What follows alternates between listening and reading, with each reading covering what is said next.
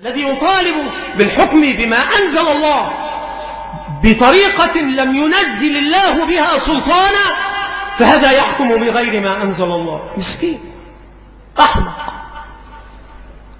هذا مما يسعر الفتن. فهذا الذي نقول ونعتقد وهو الذي عليه السلف رحمة الله عليهم في التفصيل، ونقول إن المآل واحد عند الذين يكفرون والذين لا يكفرون. فهل يرعوي الذين يكفرون؟ كيف؟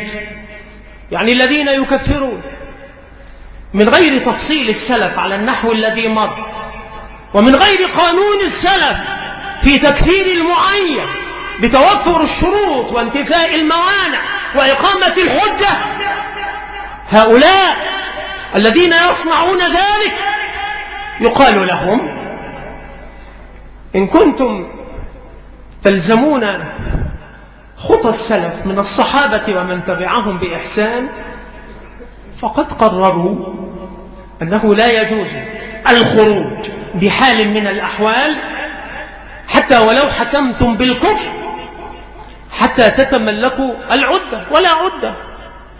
فكما قال الشيخ صالح تخرج بعصا الراعي وسكين المطبخ، يا لك من هازل أحمق ضعيف العقل تصنع فوضى وتضيع مكاسب المسلمين. هذا ما نكف القوم عنه ونأخذ بحجزهم عنه وهم يأبون إلى أن يتفلتوا وألسنتهم ترتع كأنما ترتع في الجيف، حمقى وغير مؤدبين يتطاولون على أهل العلم ويكفرونهم.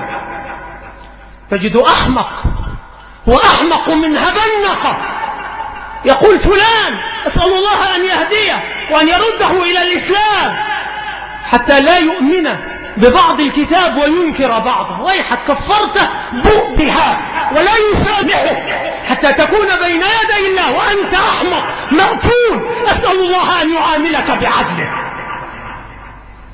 ضلال في ضلال. اسمعوا لأهل العلم وأقبلوا على رمضان وقد هيأتم القلوب لرمضان. دعوكم من هذه الفوضى العلمية التي يسير فيها القوم بحماسة غير منضبطة. فوالله لو تبعوا السلف من الصحابة ومن تبعهم بإحسان لقضي الأمر، ولكنهم لا يفقهون. حلقة تسلطوا في هذا الزمان متعالمين منتفقين، ولا والله ما يستطيع الواحد منهم أن يقرأ سطرا في كتاب وإلا لصفع على خفاء حتى تخرج من محجريهما عيناه.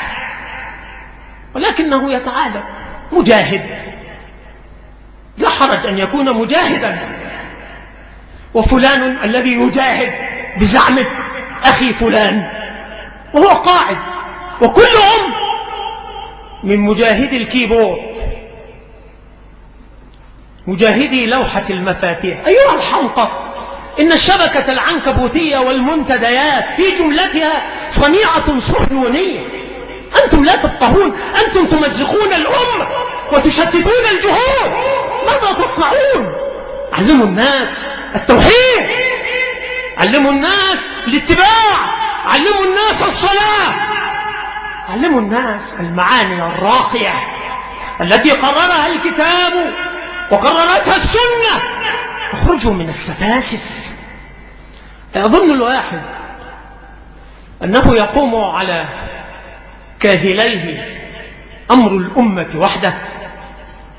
نعم، فقديما كان في الأساطير أن الأرض محمولة على قرن ثور، فلعل ما يمنع سيعيد الأمر وحده.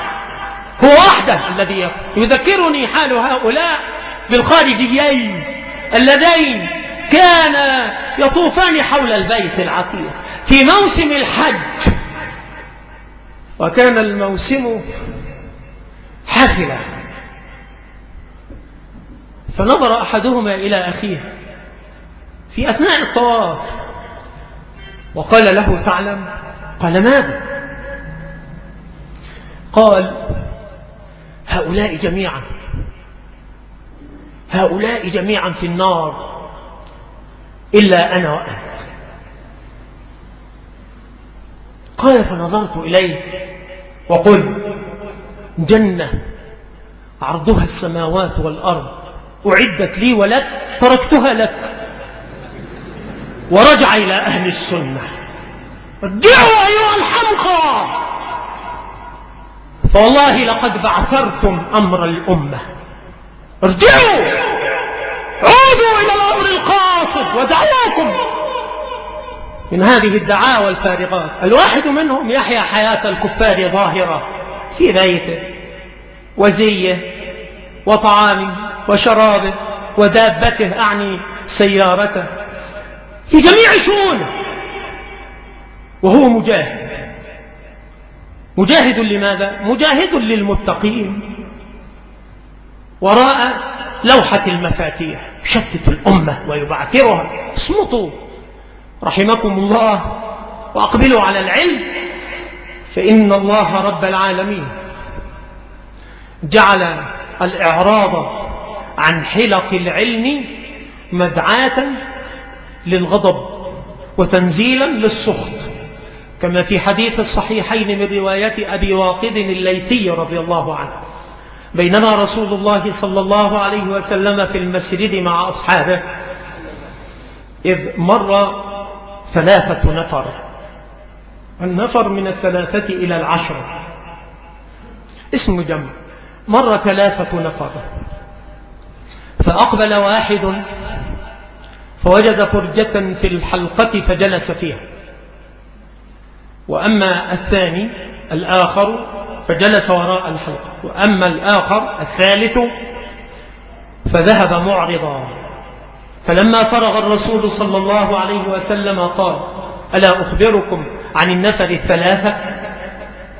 ثم أخبر صلى الله عليه وعلى آله وسلم قال: أما الأول فأوى إلى الله فآواه الله، وأما الثاني فاستحيا الله منه، وأما الثالث فأعرض الله عنه، وأما الثالث فأعرض الله عنه.